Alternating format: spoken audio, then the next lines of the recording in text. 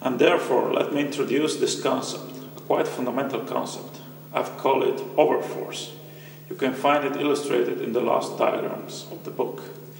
It is the most powerful thing conceivable, the fundamental force of a universe, the essence of its entire physical force, a concrete and immanent volition connected to its entire physical force.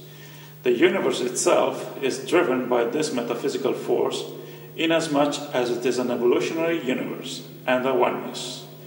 In the supremeness of its symmetry, this self-existing and primordial overforce reassumes in itself the physical, metaphysical, material and spiritual universe, its essence, its origin, its creation, its present condition, and its definite return to itself. The overforce, then, is the metaphysical principle abundantly sufficient to account for the constitution, the existing phenomena, the plainly annihilation and consequent rebirth of the material universe. Inside the overforce, the moment of collapse and implosion becomes the moment of affirmation and power. I have also expressed this in my epic novel, The Great Adversary.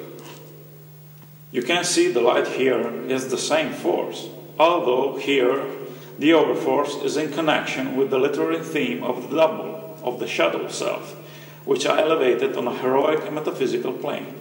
Here the overforce possesses the dull clashing sound of the Viking swords and shields, the sound of the cries of the wounded on a battlefield in fierce hand-to-hand fighting, and it is set in a historical scenario. But we are talking about the same force, the same energy behind.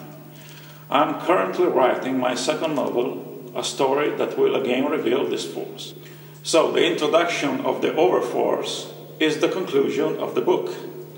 A conclusion that is but the disclosure of a new beginning.